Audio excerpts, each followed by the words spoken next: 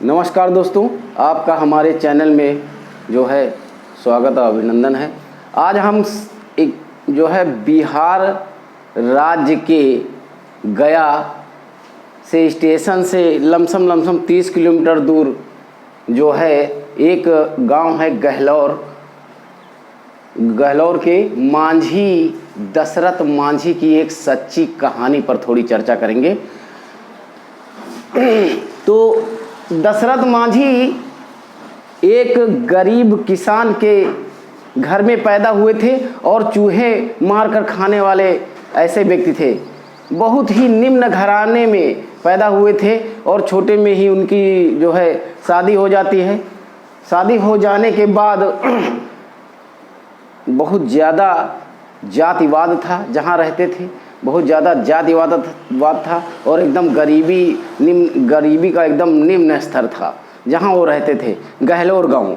तो जो है दशरथ मांझी जो है कुछ समय के लिए छोड़ के चले जाते हैं, बचपन में ही छोड़ के चले जाते हैं। वो बाहर चले जाते हैं विदेश कमाने, मतलब गांव से जातिवाद की वजह से जो है चले जाते हैं। लमसम 7 साल के बाद वो जब वापस आते हैं, अपने गांव वापस आते हैं, तो देखते हैं कि गांव वैसा ही है। गहलौर जो गांव है वो बिल्कुल वैसे ही है और जो है कोई इसमें उतना परिवर्तन नहीं हुआ।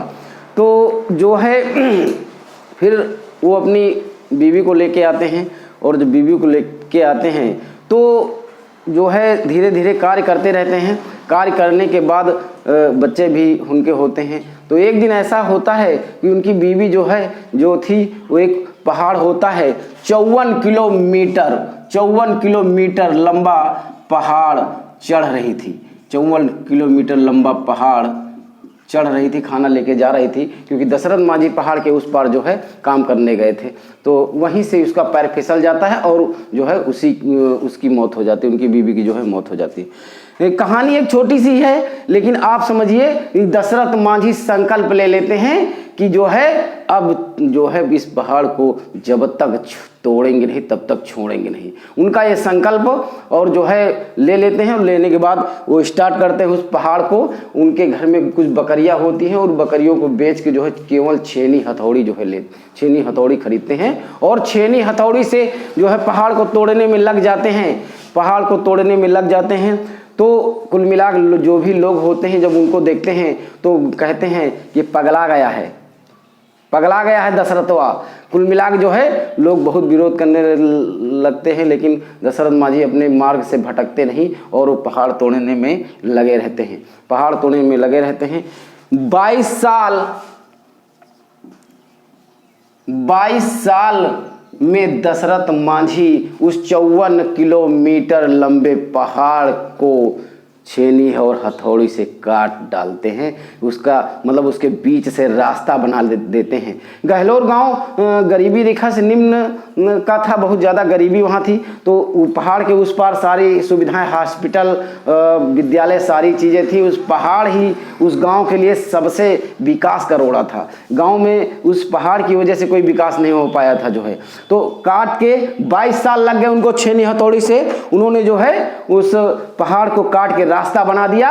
और आज हम बता दें कि मांझी के नाम पे मंदिर, मांझी के नाम से अस्पताल और मांझी के नाम से बहुत सी चीज़ें बनी हुई हैं। एक बार उन्होंने ऐसा कार्य किया ना, पूरा जीवन उनका नाम, उनका गुणगान होता रहेगा। ये बिहार राज्य की सच्ची घटना, सच्ची कहानी है दोस्तों, जो हम आपके सामने रख रहे हैं। आपको अगर जीवन में कामयाब होना है तो ऐसे ही कार्य आपको करना होगा। आप इस पर मूवी बनी है, आप विधिवत जानकारी के लिए मूवी को देखिए और जो है हमारे चैनल को भी सब्सक्राइब करिए। अगर आपको वीडियो अच्छा लगा हो तो आप चैनल को सब्सक्राइब करिए। हम आखिरी में केवल इतना ही आपसे कहना चाहते हैं कि अगर आप जीवन में कामयाब होना चाहते हैं तो दशरथ मांझी की तरह जिद करिए, ताकि आप जिद दशरथ मांझी ने ऐसी की कि इस पहाड़ को 54 किलोमीटर लंबे पहाड़ को काट के रास्ता बना दिया, छेनी हथौड़ी से काट के रास्ता बना दिया। कामयाबी के लिए हमेशा संघर्षशील होना पड़ेगा। आपको जीवन में कामयाब होने के लिए निरंतर प्रयास आपको करते रहना पड़ेगा।